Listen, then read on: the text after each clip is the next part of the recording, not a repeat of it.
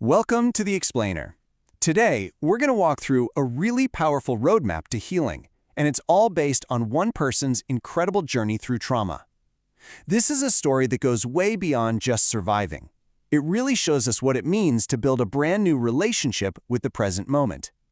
And this one sentence from a former firefighter named Aaron, well, it gets right to the heart of it all, doesn't it? We tend to focus on the big, dramatic event, but the real fight, the one that really shapes everything, that starts in the quiet that comes after. So yeah, let's start right there, not with the fire itself, but with the day after the fire.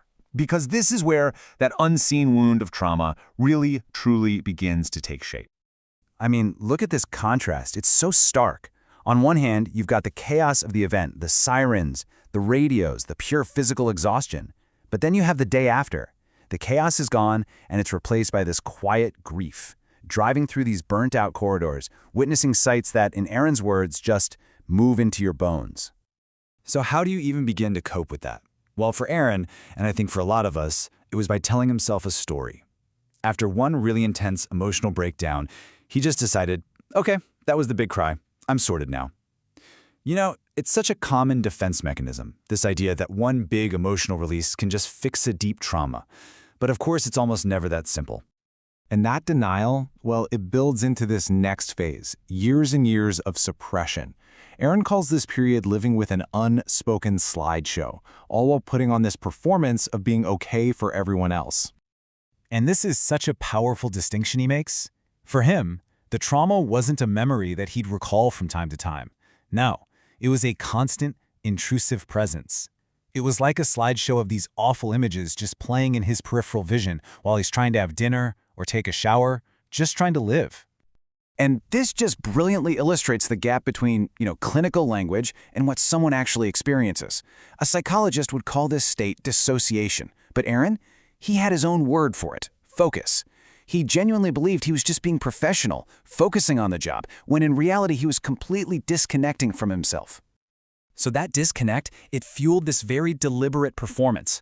It was a whole playbook. He'd use softer words like stress instead of the real word, trauma. He'd tell psychologists a curated truth, just enough to get by, to pass the evaluation.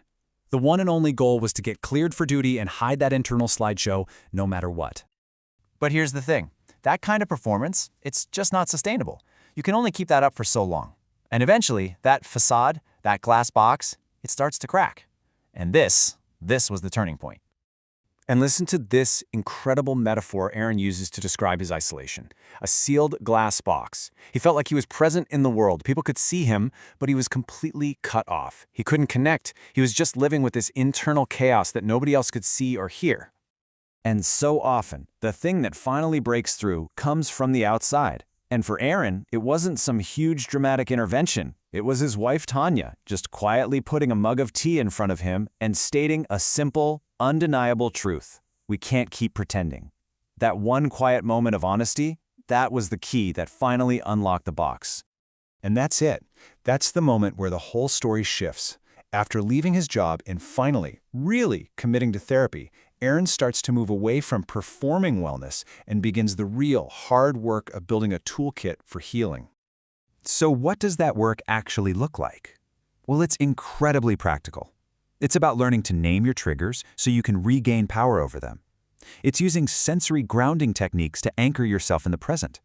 And then there's this amazing process called imagery rescripting, which basically helps the brain refile a trauma from "this is happening right now" to "this happened in the past." Now, formal therapy was huge, but it was supported by this whole wider toolkit. You've got the professional help, a daily app for check-ins, and what Aaron calls ordinary medicine, just tangible things like working in the garden or on his motorcycle. And, crucially, a support system with a simple shorthand, a text just saying "glass box today" was all he needed to send, to let people know he needed help. And this is so important to remember. Healing is not a straight line. It's not linear. Aaron learned to treat the difficult days, anniversaries, hearing a siren on TV, the same way he'd plan for high-risk fire weather. You prepare for it, you let your support system know, and you adjust your plans. And all of this leads to what is maybe the most important reframing of this entire journey. Understanding that healing isn't about being fixed. It's about being fundamentally changed. The entire goal just shifts. It's no longer about getting fixed or trying to get back to the person you were before. The new reality is about getting equipped. Instead of trying to erase the past, you learn to integrate it. You use your tools to build a new present. So what does that new present actually look like? Well, it's not about these grand victories. It's about the small, profound moments of peace. It's telling a joke and really feeling it, with your whole face. It's the simple joy of pulling a crooked carrot out of the garden. It's the sound of the kettle singing and nobody flinching. These are the real, tangible results of all that hard work. And this final thought from him, man, it just captures everything, doesn't it? Healing isn't time travel. It's not about getting back what you lost. It's about building something new, a reliable, renewable relationship with the here and now. So, we'll leave you with this question. Aaron learned that pain is information, but suffering is what happens when we process that information all alone. And his story is just such a powerful reminder to ask ourselves, who's in our network? Who are the people who can help us process our own pain? Not to fix us, but just by being there.